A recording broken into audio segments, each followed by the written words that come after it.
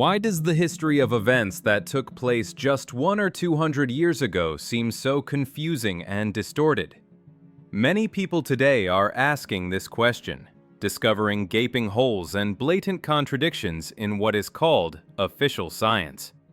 These discoveries are so numerous that they have given rise to an entire field known as alternative history, which is not fiction, but an attempt by researchers of the real past to restore what was deliberately erased or replaced.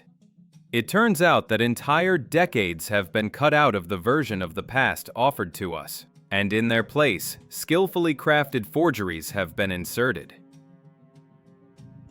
The mechanism of this global deception is strikingly elaborate. The forgers didn't just invent events from scratch. They acted more cunningly. They took real events, but from a different time and place, and created duplicates of them. The dates, the names of rulers, the names of countries were changed, but the essence, the plot of the event itself, remained the same. Thus, entire layers of clone events appeared in history textbooks. Famous researchers like Nozovsky and Fomenko found similar layers mainly in the medieval period. They suggested that a huge layer of events was taken from this period, its dates and names were changed, and it was sent back in time, thus creating so-called antiquity. But this reconstruction will touch upon a later and seemingly well-studied period, the second half of the 19th and the beginning of the 20th centuries. It is here that the key to understanding our modern civilization lies. Traces of this historical cleansing are everywhere. For example, after the 1917 revolution, a massive destruction of literature and documentation took place throughout the Russian Empire. There are descriptions of Moscow streets in 1918, piled high with a thick layer of books that were simply thrown out of windows. Passers-by curiously picked up individual sheets, not even suspecting that before their very eyes, the true history of a vast country was being destroyed. The Bolsheviks preserved only what did not contradict their new version of the past, which, according to some estimates, is no more than 10% of the former heritage. To legitimize their rise to power, they forged a huge number of documents, presenting the pre-revolutionary empire in the light they needed. This total falsification continued for decades, almost until the Khrushchev era, when, under the pretext of fighting excesses, thousands of unique buildings and structures were destroyed throughout the Soviet Union. Several distinct periods of rewriting history can be traced. The first in the 15th through 16th centuries, associated with the names of Scaliger and the Jesuits. The second in the late 19th century, when the Russian Empire itself cleansed inconvenient pages of its past. The third was post-revolutionary, when the communists remade the history of the empire itself. One could even name a fourth period, the 1990s, when they began to rewrite Soviet history. But if the official chronology is such a carefully constructed illusion, what grand event is it designed to hide? An event so massive that to conceal its consequences, an unprecedented step had to be taken. To completely rewrite the history of the entire world, starting from the 19th century. The key to unraveling this global falsification lies in one central event that was deliberately erased from our memory.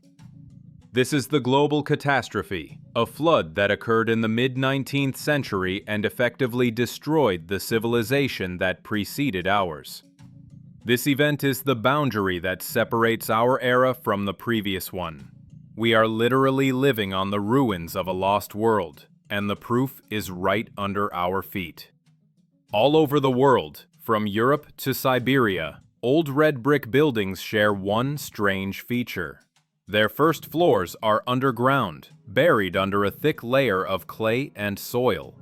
What we consider basements today were actually full-fledged ground floors with windows and doors. This is the silent testimony that a powerful force once struck the planet, bringing with it millions of tons of clay that buried cities. But how could an event of this magnitude be hidden? The answer lies in a sophisticated manipulation of the timeline itself. The historical period from 1824 to 1842 appears to be an artificial insert, a fabricated stretch of time. According to this reconstruction, the catastrophe occurred in 1824. However, to hide the cataclysm itself and the chaos that followed, the forgers used a brilliant trick. They performed a chronological shift of 18 years. Thus, the year that should have been 1825 magically became 1842. 18 years of history were simply deleted, and the resulting void was later filled with duplicate events and insignificant facts to create the appearance of continuity. Evidence of this shift is scattered throughout the documents of that era. For example, the Holy Alliance between Russia, Prussia, and Austria was created in 1815, right after the victory over Napoleon. This alliance, led by Emperor Alexander I, effectively ruled all of Europe. But for some reason, historians claim that in 1833, this very same alliance was created a second time. Another convention, the same participants. Reading the documents, one gets the impression that the alliance is being created anew, as if it had never existed before. This is the marker of the chronological leap. If you subtract 1815 from 1833, you get exactly 18 years. The forgers, inserting a duplicate event, simply didn't realize they were leaving such an obvious clue. The same technique was used earlier, for example, in the 18th century, when the year 1762 immediately followed 1725 in Russian history. So, we are dealing with a catastrophe that not only destroyed cities but annihilated an entire world, an entire civilization. Its memory was erased through an unprecedented manipulation of time. But this raises the main question: who ruled this world before the flood? What mighty power controlled the entire planet? And why is its existence so carefully hidden today? The world that existed before the mid-19th century catastrophe was strikingly different from what we know today.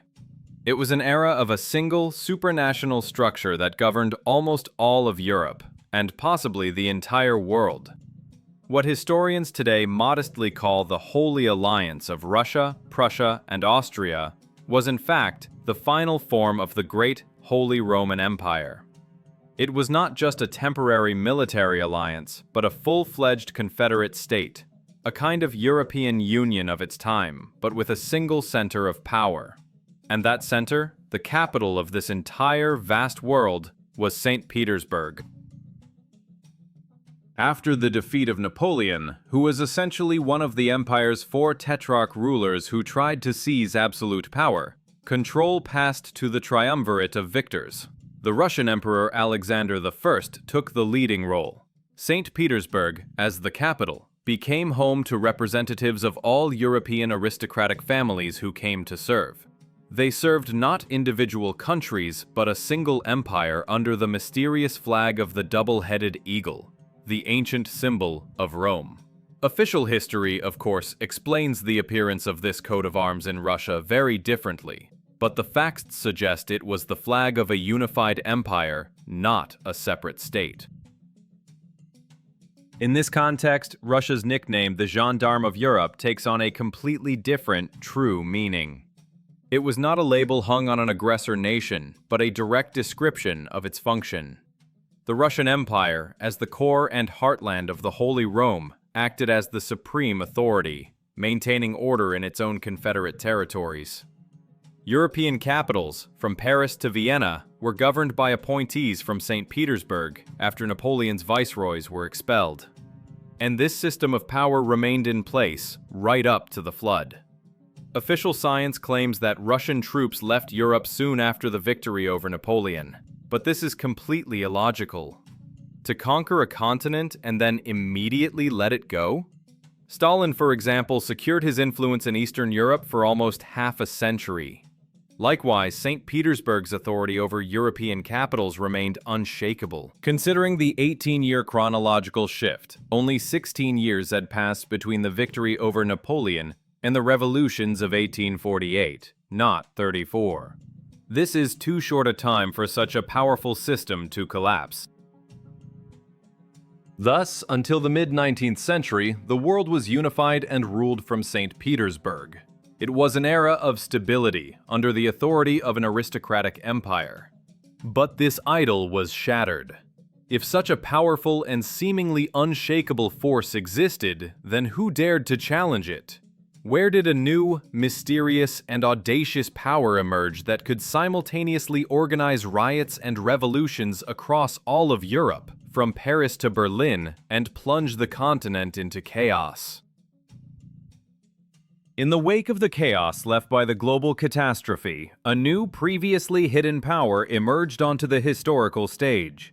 Its center was London, and its tools were the ideologies of liberalism, democracy, and republican values.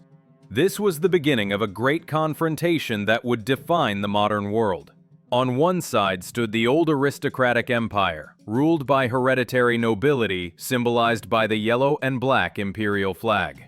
On the other side was a new dynamic merchant bourgeois civilization, which had emerged from ancient merchant castes whose banner became the red, white, and blue tricolor. These colors symbolized the republican ideals of liberty, equality, and fraternity, which became a powerful weapon in the battle for the minds and hearts of the peoples of Europe.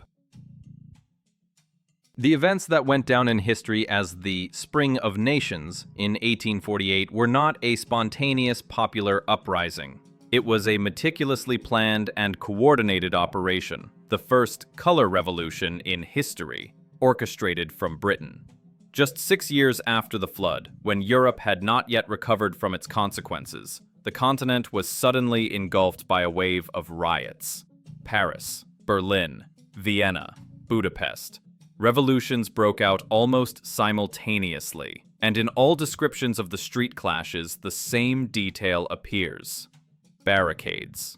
Where did mountains of bricks, felled trees, construction debris, and scrap metal suddenly appear on the streets of European capitals in such quantities? The answer is simple. These were the still uncleared ruins left after the catastrophe of 1842. The cities were in ruins, and the revolutionaries simply used this building material to erect their fortifications. The techniques used then are strikingly similar to modern ones: financing opposition parties, spreading desired ideas through the press, and organizing mass protests that escalated into armed clashes.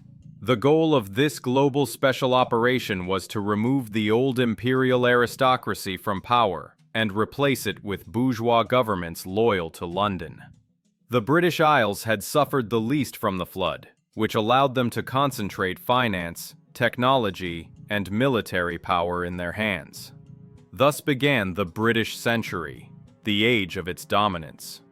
And although the Russian Empire, as the center of the Old World, attempted to suppress these rebellions by sending troops to Prussia and Austria, the turning point had already been reached.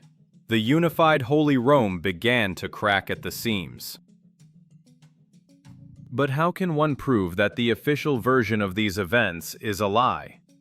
Forgers, when rewriting history, always leave traces, a kind of marker that gives them away completely. Does such a marker exist in the documents of that era? Is there irrefutable proof that even the highest state acts were forged retroactively to hide the true picture of the world and destroy the entire official version of events?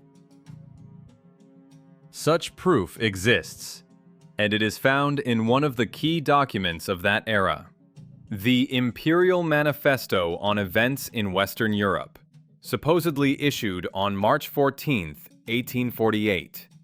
This document, available online today, is a prime example of historical forgery. In the text, signed by Emperor Nicholas I, there is a phrase that completely destroys its authenticity. The manifesto speaks of the turmoil touching our allied Austrian Empire and Kingdom of Prussia. But later in the text, there is a mention of Germany, and this is the marker, the irrefutable evidence. The fact is, the state of Germany was not formed until 1871, as a result of the Franco-Prussian War.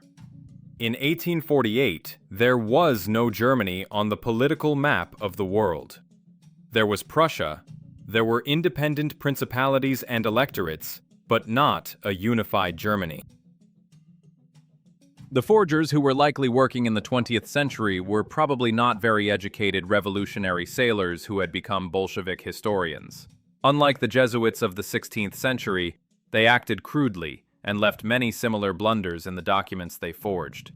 The mention of Germany, as well as India, Turkey, and Italy in documents dated before the official appearance of these states, is their signature mistake. Thus, the 1848 manifesto is an obvious forgery, created retroactively. But what was the purpose of this falsification? Why was it necessary to alter a document whose real consequences, the entry of Russian troops into Europe, are well known? The goal was singular: to conceal the true status and title of the Russian emperor. In 1848, Nicholas I was not acting as the ruler of a separate state, Russia, but as the head of the Triple Alliance, the head of the Holy Rome. That is why in the original text, as in many other similar documents, the emperor speaks of himself not in the singular, I, Nicholas I, but in the plural, we, Nicholas I. This we is not a figure of speech, but a direct indication of his status as the head of an alliance of 3 emperors. The forgers replaced this text, shifting the emphasis. In their version, Russia is merely concerned about its allies, Austria and Prussia, acting as an equal partner. The true picture, where St. Petersburg is the center of power making decisions for all of Europe, was carefully painted over. The revolutions of 1848 were only the first strike in this global war. They failed to completely destroy the old order, but they dealt it a serious blow. The new power, controlled from London, succeeded in its main goal, to completely tear France away from the control of the Holy Alliance and turn it into its loyal ally. How did this new and aggressive alliance begin to forcibly redraw the map of the world, seizing vast territories that were left weakened and defenseless after the recent flood?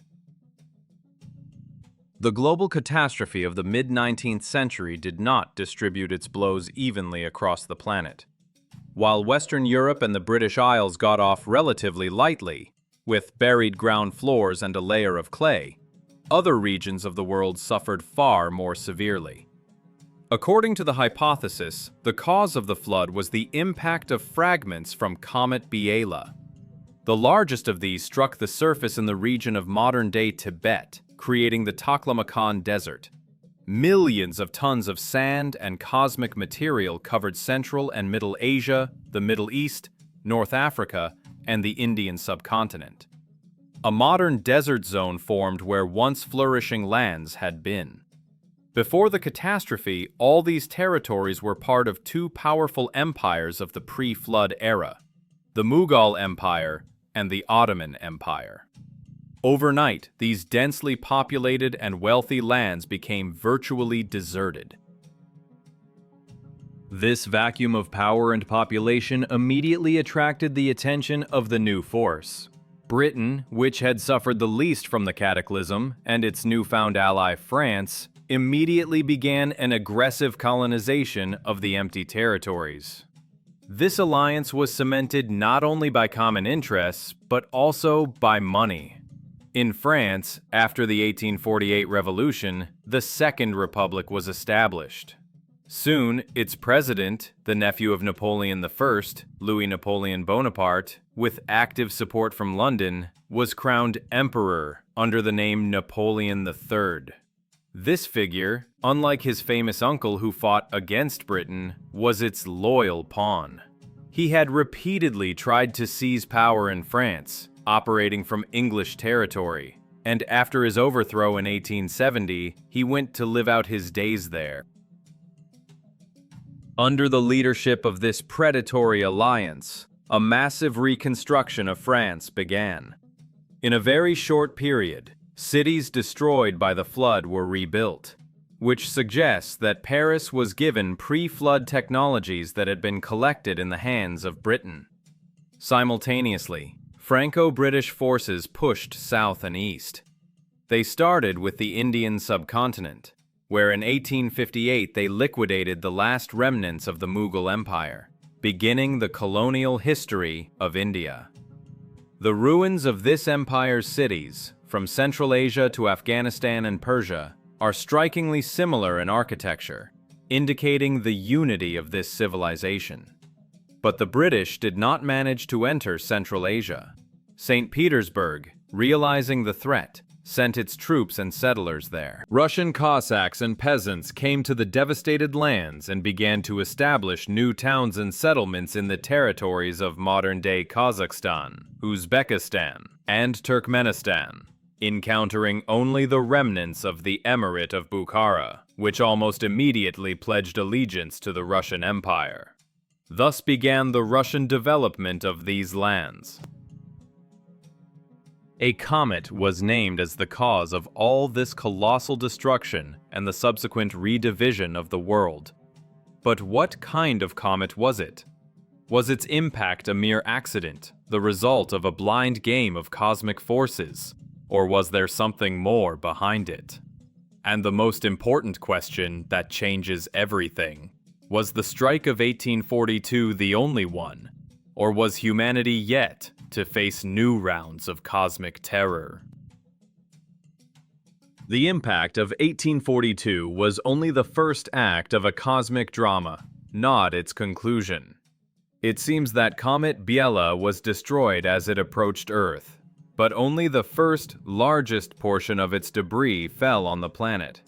The rest continued to orbit in an elliptical path, periodically returning and showering the surface with new impacts. These orbiting fragments were likely the cause of the mysterious London tides, which occurred with a frequency of once every 4 years. This appears to have been their orbital period. The second wave of debris crashed onto the planet in the 1870s. This event may be linked to the mysterious and devastating fires that almost simultaneously destroyed major North American cities: Chicago, Baltimore, and San Francisco. It seems that some European cities were also hit by these same fragments. The final remnants of the comet fell to Earth only at the beginning of the 20th century, this time blanketing Siberia and the Urals. And all this time, while the world was shaken by impacts from the sky and consumed by fire, the British Isles remained untouched, as if protected by an invisible shield. Having gathered all the pre-flood technologies and financial flows into its hands, Britain coolly exploited this planetary chaos to achieve its goals. The constant cataclysms, combined with London's subversive activities, finally finished off the old world. By the end of the 19th century, the Triple Alliance, the last bastion of the unified Holy Rome, had disintegrated into 3 separate empires: the Russian, the German, and the Austro-Hungarian. But even in this form, they posed a threat to the New World Order. The First World War was the final act of this multi-move operation to eliminate competitors. It was not just a war of nations, but a targeted destruction of the last remnants of the old imperial aristocracy. Britain executed a brilliant gambit. It cleverly drew the Russian Empire, the core part of the Old World, into an alliance with the Entente, and pitted it against its former allies, Germany and Austria-Hungary. Then, eliminating a partner that had become unnecessary and dangerous, it orchestrated the Red Revolution in its own allied Russia. By the end of the war, the German and Austro-Hungarian empires also ceased to exist. Thus, by the early 20th century, the old imperial yellow and black order that had ruled the world for centuries finally collapsed.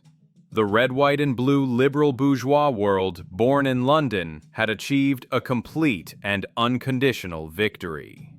We live in this world today, built on its principles and values. But is this struggle over? Are we not seeing today, in world events, the features of the old yellow and black imperial power re-emerging? A power that seemed to have been buried forever under the rubble of the 20th century. Perhaps the great confrontation is not over, and we are witnesses to its new, decisive stage.